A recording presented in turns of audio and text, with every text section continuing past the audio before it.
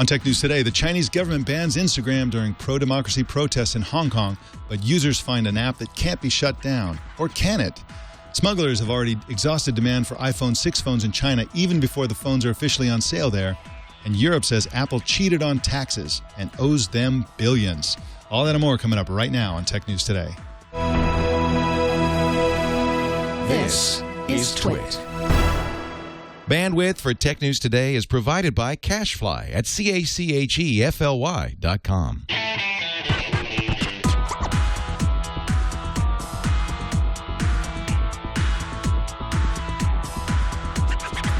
This is Tech News Today for Monday, September 29th, 2014.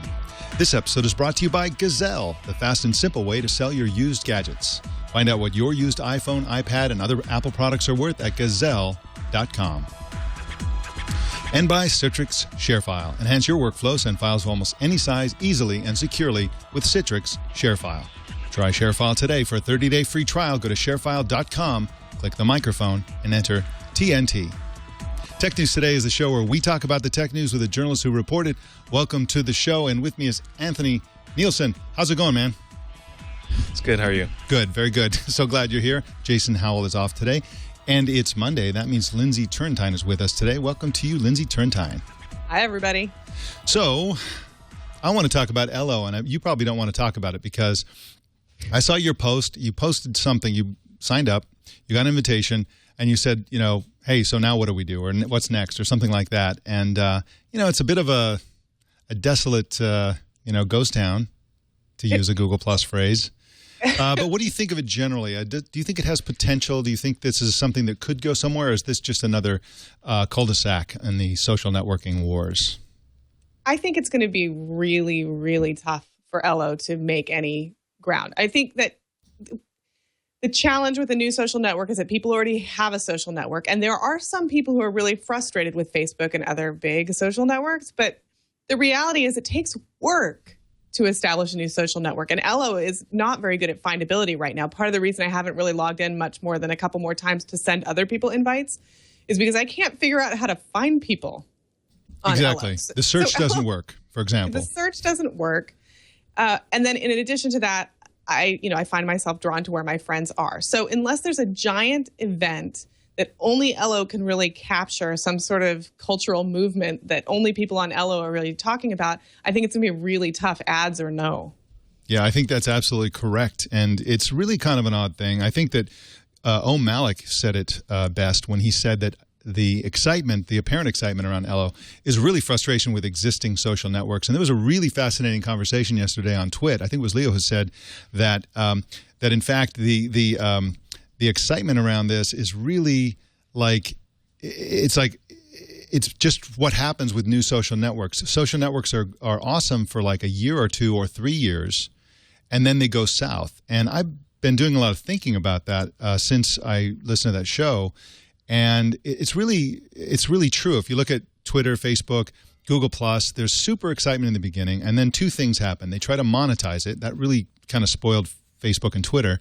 And the other thing is that everybody comes rushing in, including the spammers, the haters, the trolls, the newbies, everybody else. And all these social networks people get soured on them.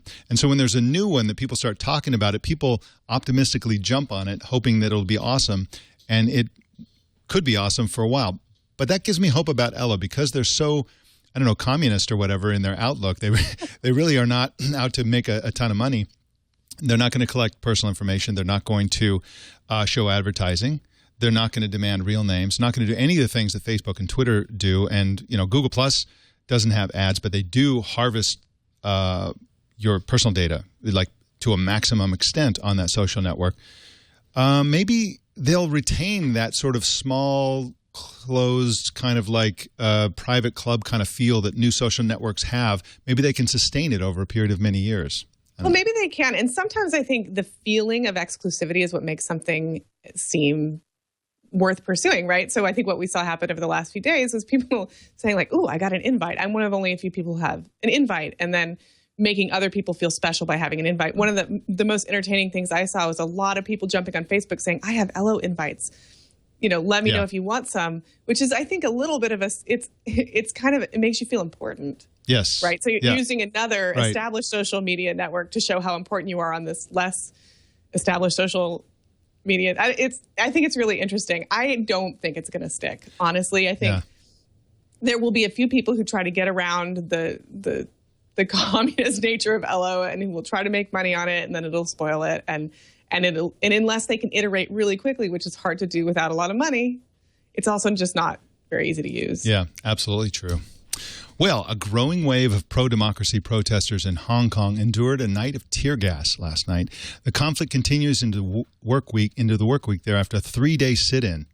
The protesters are demanding democratic elections, which were promised by the Chinese Communist Party-led government in Beijing in a 1984 treaty that led to the transfer of Hong Kong from Britain to China. As part of the crackdown, though, the Chinese government banned Instagram, reportedly to prevent people in mainland China from getting any crazy ideas about democracy. In response to rumors that the government might shut down internet connectivity, and also because the number of protesters overwhelmed nearby cell towers, protesters began downloading a mesh networking messaging app called FireChat, which we first told you about back in March. At one point last night, FireChat had 33,000 simultaneous users in Hong Kong, which is incredible to me. Kevin Fitchard writes for GigaOM and has covered FireChat extensively there and joins us now. Welcome to you, Kevin Fitchard. Thanks for having me. So before we get into this news, what is FireChat exactly and how does it work? Well, it's a messaging app, and the big difference between it and the thousands of other messaging apps that are available in the app stores is that it actually has an offline capability. You can actually chat with people who are nearby by establishing direct connections via Bluetooth or Wi-Fi direct. So basically, it's an internet chat service that doesn't require the internet to work. And in a situation like where protests in China, where you have a very censorous government, I mean, you can imagine it could be quite useful if cellular network is shut down or internet access or access to particular, IP addresses are shut down. This allows you to just communicate with people in a large group that happen to be nearby. So how does this work on different platforms? Does it work the same way on iOS and Android? Is it slightly different? Can those phones communicate effectively with one another? They can. They can now. I mean, that was kind of one of the technical issues that Open Garden, the company that created FireChat, had to overcome. But essentially they're forming these kind of ad hoc mesh networks, and they can. Not only can like my iOS phone connect to the Android phone that might be 100 feet away, but it could pass that message along to a user that might be 100 feet away from that person I'm connected to. They can just hop or daisy chain together, and so the more people that you get together, the larger of a community you can create over this kind of group chat application. And so in a protest situation or concert situations, like for instance, it was used extensively at Burning Man. I mean, it works quite well, and especially if you're not able to access that cellular network to get to make that regular chat app, that WhatsApp or that Facebook Messenger work. Now, from a network connectivity point of view, this is completely different, but of course it uses the regular radios in the phones, the ones that we use for Bluetooth and other uses. Is this something that can be shut down with a cell phone jammer? Will a jammer actually effectively prevent people from using this? I mean, yeah. I mean, I suppose if you flood the airwaves with enough interference and signals, you could shut anything down basically. If you just introduce white noise in the spectrum, you could pretty much cripple any kind of communications. That's why governments have limitations on like what you can use. But I've known people that have created what is essentially called a Wi-Fi gun based on hardware they bought at Radio Shack at a Home Depot, which can basically knock out people's Wi-Fi networks in like a block radius or something like that. Remind me to avoid people you know. Yeah, but obviously, there are regulations against this kind of thing, but we're talking about an authoritarian Chinese government that I'm sure is willing to take particular issues to shut down any type of communications if it happens in coming from a distant group. So it is a possibility. Do you think that this is FireChat's moment in the sun, that enough people are going to hear about this and understand what it is, that it's really going to catch on like Twitter did after its big South by Southwest debut? Is this a big deal? Or even more like, Twitter's used in Egypt or something like that. I don't know. The numbers we're still talking about are kind of small. They had 100,000 downloads in 24 hours and that kind of thing, which, in terms of Hong Kong, might be kind of big. In terms of global popularity, is not. But I do think people are kind of discovering it as a tool for these kind of situations, a situation where they kind of need this kind of connectivity in order to communicate with one another. I honestly don't think like the average person on the street is going to download FireChat for that one time they go to Burning Man and they know the cellular network is going to come down or something like that.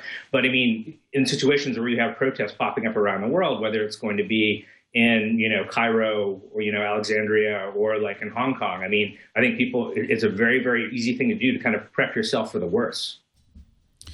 So it's kind of interesting that Facebook, which owns Instagram, of course, was blocked there, has been blocked in China since the Xinjiang riots some years ago.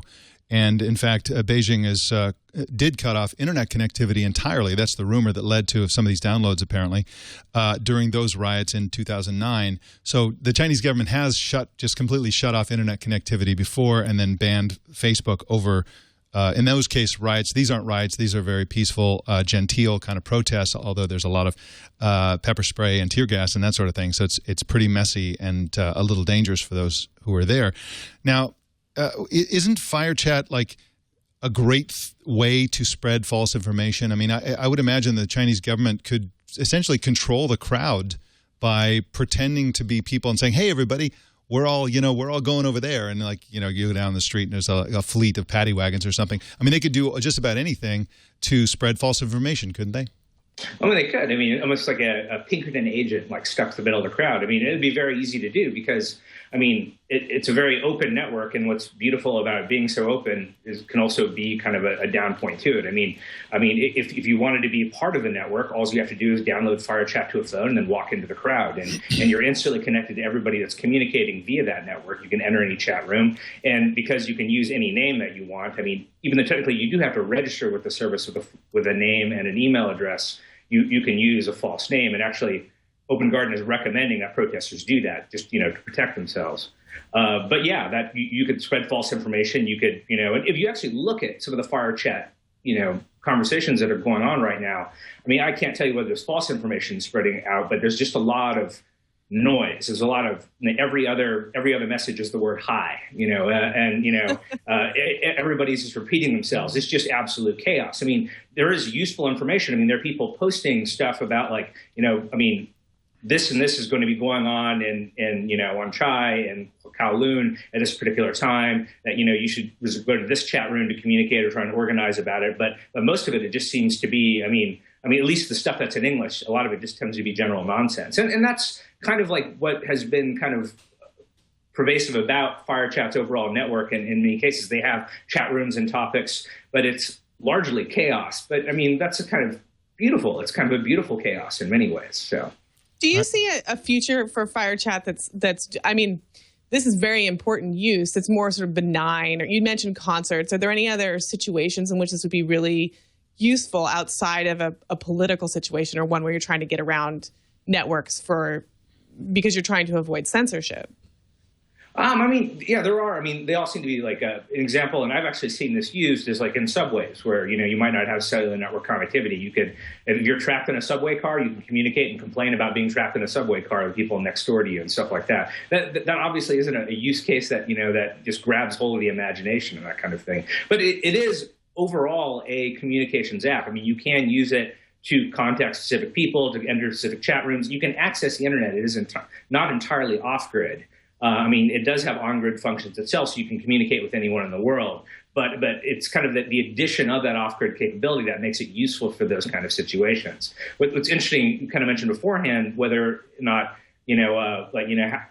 or you asked beforehand how indication of how many people are using this or what people use it for. We really don't know. Not even Open Garden, who owns FireChat, really knows, because these conversations are taking off-grid, meaning that it doesn't traverse any of their servers. They have no idea what the amount of off-grid conversations that are actually happening. They only know the amount of on-grid conversations that are happening. They can only surmise based upon what they're seeing when people actually do connect the internet about what's happening when they're not connected to the internet. I personally think that the best consumer use case would be to build it into automobile operating systems or map apps like Waze. Waze has a communications feature that goes through the internet. It'd be great to link car to car so that you could have internet connectivity into primitive areas that don't have it, such as Sonoma County.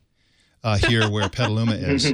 Most of Sonoma County has no much of it has no cell reception, which is Go ahead. Oh, you should check out. There's a project called GoTenna out right now that this startup in New York. Have you talked to them yet? They're doing a very, very wide area connectivity via low frequency airwaves. So, and we applaud them. Kevin Fitchard is at gigaohm.com, and you can follow him on Twitter at KFitchard. Thanks a lot for joining us today, Kevin. Thanks for having me. All right. Well, in just a sec, we're going to hear about another iPhone update, the gift that keeps on giving, that iPhone 6. But first, I want to tell you about Gazelle. Gazelle wants to buy your used iPhone, your used iPad, your used Apple gadget, and they're going to give you super good money for it. Just go to Gazelle.com. That's Gazelle.com. You find the item that you have that's just been sitting around collecting dust. Sort of wipe the dust off. Look and remember what it is. Go there, plug it in, tell them what condition it's in. It's lousy condition, pretty good condition, excellent condition. The price will vary depending on what you say. Let's say it's flawless, and right now we're looking at a 5S, 64-gigabyte 5S locked to AT&T, $295 for the unlocked price, $245 for the base price. That's real money. That'll go a long way toward buying your Apple Watch next year. In fact, that might pay for the whole thing. And so you really have to go to Gazelle.com. They will pay you fast with a PayPal option. They have they'll pay you by check. They can pay you by Amazon gift card. That's a great option because they give you 5% more money for your device. They'll even send you a free box. Just throw the phone in that box, put the sticker on the outside of the box, and hand it to your mailman, and off it goes, and you will get paid. It's really an awesome deal because it is so easy to do. So find out what your phone's worth. Take a minute. Go to Gazelle.com. and find out. Well, Lindsay, it looks like those smugglers are doing a pretty great job at getting phones into China. Yeah, maybe too great a job. It's in the last few days, over the last week, the gray market for iPhones in China has softened so quickly that prices have fallen almost by half. So right when the iPhones came out, the starting price for an iPhone 6 low-end one in China was around $2,000. Now it's softened to about $1,000. Which is a pretty big drop. And so here to talk about that is Sam Colt, who's a tech reporter for Business Insider. Sam, hello. Hey, thanks for having me. You're welcome. Can you tell us a little bit more about why this happened? Why did the market tank so quickly for these gray market phones? I think some people really anticipated the demand in mainland China for these iPhones. And so immediately smugglers, particularly from Hong Kong and Japan, started flying iPhones over to mainland China, but as in the report you just pulled up, it noted that retailers were saying that the price was falling so precipitously that during their flight to mainland China, it already lost its value. So I think you just have a lot of smugglers flooding the market based on, I guess, perceptions of pent-up demand. Now, I'm a little skeptical about this report. It was reported in the South China Morning Post. It's a totally legitimate newspaper. It's not controlled by the Chinese government or anything like that. But, just because the smuggled phone demand is saturated doesn't mean the legitimate. A lot of people don't want to buy from a scalper or whatever. They want to buy it in the store. They want the whole experience of waiting on the sidewalk for 3 days, or, they want the whole Apple experience. And so I'm not convinced that this means that Apple's not going to be able to sell iPhone 6s when it goes on sale, whenever that may be. But what do you think about that? Do you think they've actually smuggled in the millions and millions of phones that would saturate the Chinese market? Well, no, I don't. I'm pretty sure that the Hong Kong stores and the Japan stores are limiting iPhone purchases to 2, like in the United States, which means that, as a smuggler, you're pretty limited in terms of the number of handsets you can actually bring into China. I also think that the iPhone sales, when it actually goes on sale in China, will appeal to price-sensitive consumers, as it has in the United States. Do you think that the legitimacy of some mainland China companies and their sort of growing success in China, and I'm thinking specifically about Xiaomi and Lenovo, is eating into Apple's market share, into the demand? Do you think that Chinese consumers are a little bit more happy with what they can get their hands on already? I think that definitely could be it. I think Xiaomi in particular makes very iPhone-like smartphones. And if you're looking for, basically an iPhone-like experience, but you don't want to deal with the hassle of smugglers, then Xiaomi's, I think it's the M4, is a pretty good choice as well. Yeah, and Apple totally stole that one more thing gimmick from Xiaomi. That was a shameless F there. So this is a really interesting question. That Apple actually had record-breaking sales for the iPhone 6, much more than the iPhone 5S and 5C, and that was without China. The 5 series was the first iPhone that actually launched on the same day as it did in the United States and China. So that was a big deal for Apple. But despite that, even without China, Apple still had record-breaking sales. And I'm wondering, with this story about how easily saturated the market may be, about how soft demand may be, how much competition there is now from, as you say, iPhone-like companies like Xiaomi, do you think that China is not as important as everybody thought it would be? I mean, everybody thought, especially Wall Street, thought that China was going to, quadruple Apple's, I'm exaggerating, but massively grow Apple's most profitable business, which of course is iPhones. Is that looking like that wasn't exactly accurate? Yeah, I think Wall Street may have, set the bar too high in terms of iPhone sales in China, but I think the China will be particularly important for the iPhone 6 Plus. I recently read about in Japan, the 6 is outselling the 6 Plus, I believe about 5-1. And I think that the numbers for the 6 Plus will be better in China, where the demand for phablet smartphones is higher. I'm curious about the Hong Kong supply. So all the stories that I'm reading say there were a ton of iPhone 6s coming from Hong Kong onto mainland China. So Apple made a decision to sell plenty of iPhones in Hong Kong during the first week. Do you think this is part of Apple's strategy, or maybe even a little bit of a misfire, and that if they had held back on phones in Hong Kong a little bit, it could have kept the excitement a little bit higher? Yeah, I think, maybe if they had held back, it could have kept the excitement a little bit higher. But again, people are paying upwards of $3,000 for the handset. So I think that there's definitely a demand in China. Sam Colt writes at businessinsider.com, and you can follow him on Twitter at SCRANE Colt. Thank you so much for joining us, Sam Colt. Thanks. All right. Well, Apple's being accused of profiting from illegal tax deals with the Irish government for more than 20 years. Apple promised to bring jobs to Ireland in exchange for major tax breaks. At least that's the conclusion of a European Commission's investigation in the matter. Apple faces billions with a B in dollars of fines and euros, both dollars and euros. They're going to pay if the European Commission gets its way. Lindsay Turntine, this is quite astonishing because here the sort of Irish government this is Europe, and Europe is essentially accusing itself of colluding with a company, and there are other companies. Starbucks is another company that's sort of been lumped in together with this whole process, but essentially they're using Ireland as a way to dodge all kinds of taxes. That's what they're saying. Apple's saying, hey, we cooperated with every government. We've paid every tax. We've broken no laws. Do you have a guess about where this is going to end? Are they going to actually pay billions of dollars in fines? I really doubt they'll end up paying billions of dollars. If I were to just guess, I would guess that Apple will end up paying something as a gesture, but it would be way too damaging to Ireland to settle something like this in the billions of dollars. When you think about Ireland's role and the success that Ireland has had over the last 5 to 10 years in terms of developing a tech marketplace, because so many companies, it's not just Apple, Google has a big office in Ireland. It's a hugely successful business for Ireland, and I would imagine that Ireland would fight back pretty hard sort of behind the scenes. Absolutely, and it's Apple, of course, is one of Cork's biggest employers. They've invested about $100 million recently in Irish operations. So clearly Apple's taken a strong interest in Ireland, and whether that was in exchange for big tax breaks, who knows? But it also raises, I think, within Ireland the question of the value of European Union membership, really, because here the European Union is slamming them for doing what they had to do to get lots of people employed in Ireland. So, it's going to be an interesting issue. We'll see how it goes. A lot of times these European Commission investigations, they come out with conclusions, and it's a long process to get to some really watered down conclusion at the end of the day. So I think you're absolutely right about that. They probably won't pay multi-billion-dollar fines. They may pay some fine. It might be a slap on the wrist.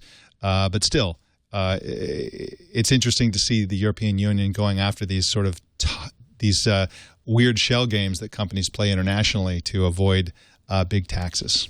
Well, it seems like this is sort of the EU's way, too. The EU will have sort of an opening salvo, and this happened with Google and privacy, too, right? They'll sort of make a very scary accusation, and then things kind of level out over time after that. But the EU definitely, I feel like it's the EU's way of saying, hey, we're paying attention to what you're doing. Watch out. Yeah, and we also need some money.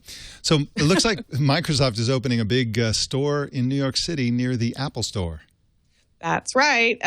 Microsoft apparently has been looking for years for real estate for a flagship store in New York City. Now they've finally found something. It's at 677 Fifth Avenue, which is currently the Fendi storefront. Microsoft says it's going to open its new store sometime in 2015. And this is, I mean, just in case you've never been there, this is a really Tony shopping district. I think in the 90s, this area was the most expensive retail real estate in the world, and it's probably still up there. This is where people go to shop. It's kind of a big deal to have your store there. One of the reports I read said that the price of this store is $2,749 per square foot. Oh my goodness. Yeah, it's very, very visible. Yeah. It's very near Rockefeller Center. I think it's probably just a block and a half, 2 blocks away. Like you said, the Apple store is just a few blocks down the street. The big Sony store is around the corner, about a block and a half away.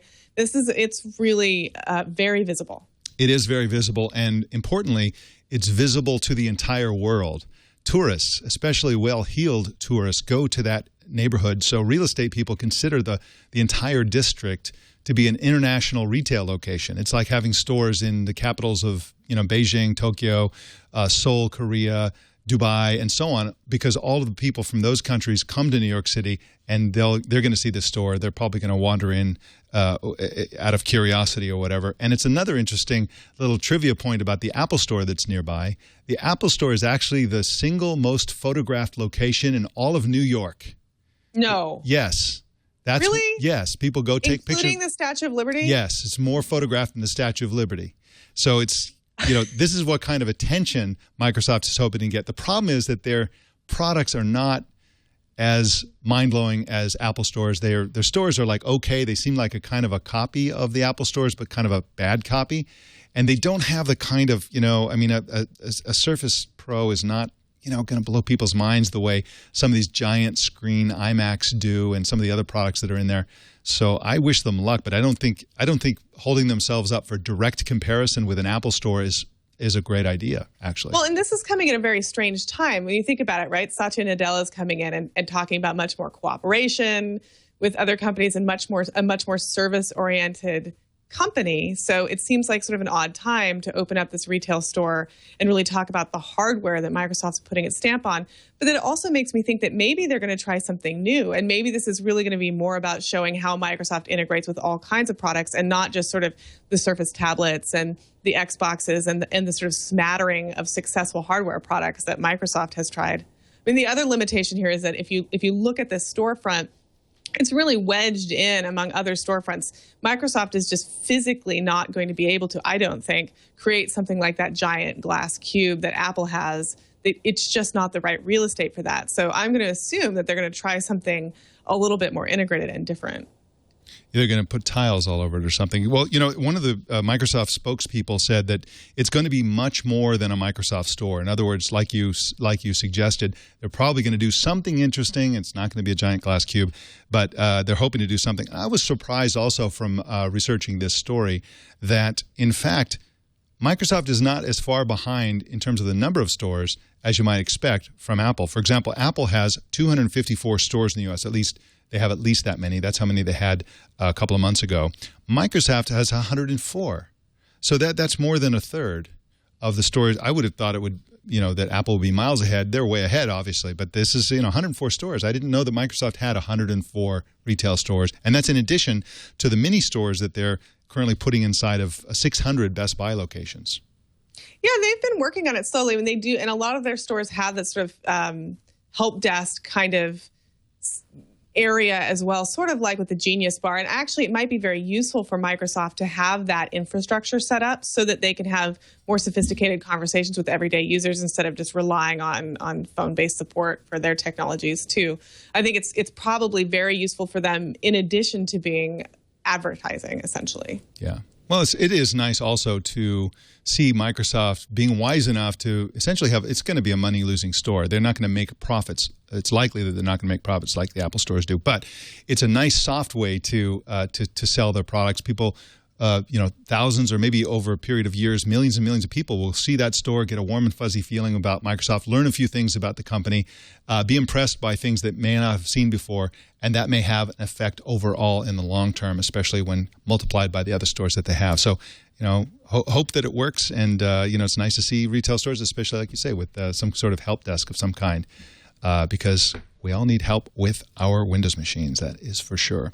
Well, in just a sec, we're going to do some follow-ups, but first I want to tell you all about Citrix ShareFile, which is the secure way and the easy way and the fun way, actually, to send attachments over the internet, because you're not really sending attachments. That's a terrible idea. Never do that. Never send attachments via email, because anybody can get at that. It's pretty easy.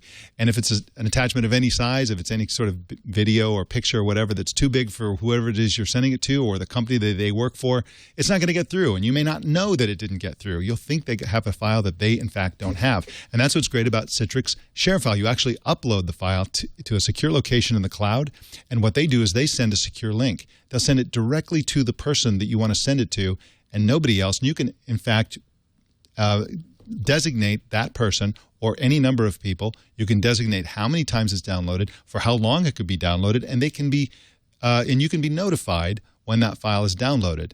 It's a wonderful way to maintain control of your files, not only as you send it, but after you send it.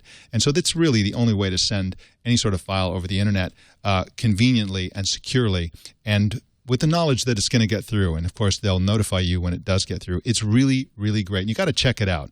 Just try ShareFile with our special offer. Sign up today, and you'll get a 30-day free trial. There's no obligation at all. Just go to sharefile.com, click on the microphone at the top of the homepage, and enter TNT. TNT, of course, is for Tech News Today. And remember, visit sharefile.com and type in TNT. We showed you a video on Friday showing a thief in Amsterdam grabbing an iPhone while on a fast-moving scooter. The victim was apparently giving an interview during the crime, and we're watching the video here if you're looking at the video version. We knew the phone was fake, but we've since learned that the crime was also fake. The whole thing was a stunt pulled by comedian Jesse Godel. Foiled again, Lindsay Turrentine, another suckered in by another hoax. So it just was too perfect. It was too perfect. You'd have to be such a great driver. Yeah. Well, we were talking about this on the show, what an awesome handoff it was. I mean, the scooter was going 25 miles an hour or something. It was really moving, and it grabbed it without dropping it. I mean, I've dropped iPhones without a case, just standing there. So, and it was raining too. So yeah, there's clearly something amiss there. So we'll see what he does with the tape of that hoax. Well, the Xbox One is now for sale in China. That's the good news. The bad news is that the Chinese government had previously banned foreign game consoles and still bans a lot of software and games. Popular games like Halo and Call of Duty, which to me are the main reason to get an Xbox One, are not allowed by the Chinese government. So Chinese Xbox users will have to make do with titles like Dance Central Spotlight, Naughty Kitties, and Zoo Tycoon. Oh, man. My pulse is racing just thinking about it. But there's more bad news. The Xbox One with Kinect costs $700 in China, which is about $200 more than the price in the United States. Man. I think this is all about saying that you own it. There's no PS4 yet in China. Right. I think this is just like, look, I got one. That's right. You want to play? I've got the money to pay for it. It's okay that it costs $200 more. Right. You want to play Dance Dance Revolution? It's awesome. Lenovo's $2.1 billion deal to buy IBM's server business has now passed regulatory scrutiny and is expected to close October 1st. This is an interesting chapter because, of course, Lenovo is gobbling up lots and lots of successful businesses, including the forthcoming finalized sale of the sort of part of Motorola. And that's going to be interesting when they do that as well. I hope they are successful and as visionary as they have been with the old laptop business from IBM. They did a great job of continuing that business and growing it and continuing the reputation for quality of products. And if they do that with the other products that they're buying and the other divisions and companies that they're buying, then that's good news for users, I think. It seems promising. Yep, absolutely. Well, our TNT fan of the day is Matthew Oten in Big Pine, California. He's the co-owner of the Copper Top Barbecue there in Big Pine. He says he listens to the show every day on his Bluetooth speaker while cooking and doing prep for the day. He also enjoys Twig and All About Android. He also said the Twit network has literally shaped his business, and his company uses the products or services of almost every Twit sponsor. And he said that without the Twit network, his business would not be what it is today. Well, thank you so much for that. We really appreciate that, and that's some good-looking grub there. And now, great. Now I'm hungry and I want barbecue. Yeah, that looks good. Thanks a lot, man. Well, how do you watch or listen to TNT? Just upload the picture or video or whatever it is and use the hashtag HowIWatchTNT, and we will find it. And you, of course, can search the hashtag and find those yourself. There's a lot of them out there. Well, that is the Tech News Today. Lindsay Turntine, thank you so much for joining us on Tech News Today as our co-anchor. It was fun, as always. All right. Well, thanks again. You can subscribe to Tech News Today on Stitcher, iTunes, YouTube, Feely, Yahoo, RSS. So many options to subscribe, and it's free, and it's easy, and it's very convenient. You just have it come right to you. So subscribe at twit.tv/TNT. You can follow us on Twitter at Tech News Today TV. You can also follow us on Ello. On Ello, we're Tech News Today. And please send us your thoughts and opinions. Send email to tnt@twit.tv. Leave voicemail at 260-TNT-SHOW. And also, don't miss our evening newscast, Tech News Tonight at 4 p.m. Pacific tonight and every weeknight right here on the Twit Network. My name's Mike Elgin. Thanks for tuning in. We'll see you tomorrow.